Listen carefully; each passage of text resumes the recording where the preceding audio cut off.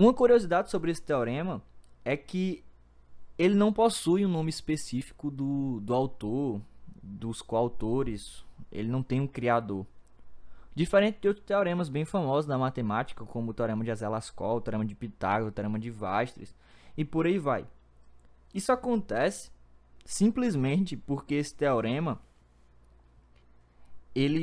ele é um somatório de contribuições individuais de vários outros cientistas.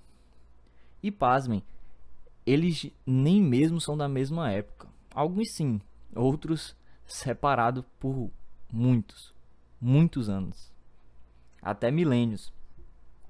Foi feito um estudo bem detalhado, mostrando uma linha cronológica de como foi o percurso até chegar no teorema que nós temos visualmente hoje, que foi o que eu enunciei. Destacando-se em estudiosos matemáticos que se falam dele em outras áreas, como Torricelli, Fermat, Descartes, Newton, Leibniz, o próprio Cauchy.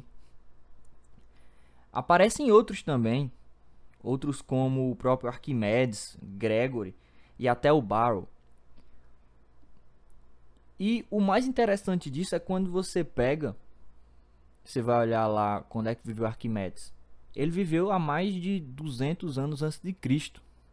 E você pega, por exemplo, sei lá, Cauchy. Ele viveu ali entre final de 1700 até metade de 1800. Ou seja, quase 2000 anos, 2 milênios separam essas duas figuras, esses dois personagens da matemática. E o que é que esses rapazes poderiam ter em comum para estar presente aqui? Acredito que possivelmente só um grande, além de capacidade de matemática, um grande entusiasmo por essa ciência. Outra pergunta que cabe é o que é que Arquimedes estava fazendo em 200 a.C., mais de 200 anos antes de Cristo, para entrar nessa conversa sobre essa equação, sobre o teorema fundamental do cálculo. Bem, Arquimedes ele sempre se interessou por cálculo de áreas, principalmente. E, na verdade, a maioria dos gregos eles se interessavam por isso.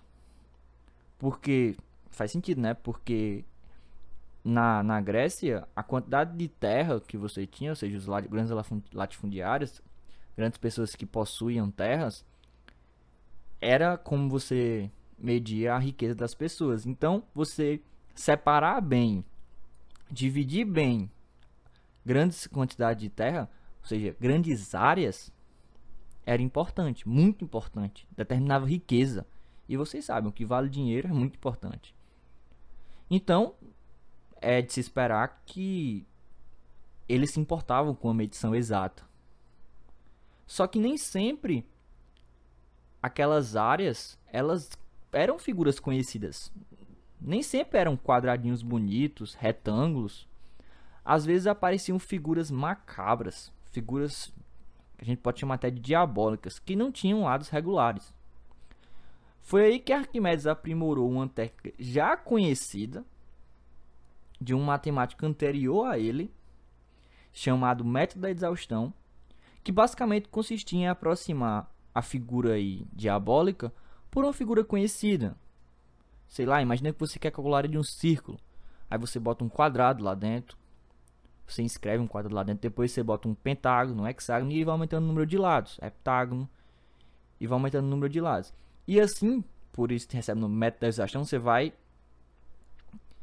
continuando esse processo até que o erro seja bem pequeno. O erro seja aceitável para o cálculo dessa área.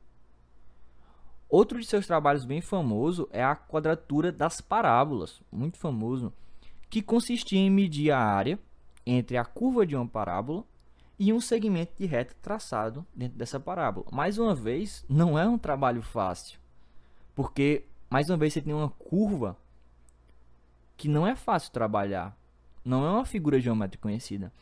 E ele, naquele tempo, conseguiu fazer essa medida com exatidão. O próximo cara da nossa lista é nada menos do que um rapaz francês chamado Descartes. No seu tempo, surgiu nos becos da matemática uma palavrinha que era sinônimo de pecado. Essa palavrinha, para quem já está familiarizado com cálculo, se chama infinitesimal, que futuramente daria o nome ao cálculo infinitesimal. No livro A Teoria da Matemática que Revolucionou o Mundo, que leva o nome dessa palavra, infinitesimal, é contado um pouco da trajetória do cálculo ali na Idade Média, até também o período pré-Newton e Leibniz.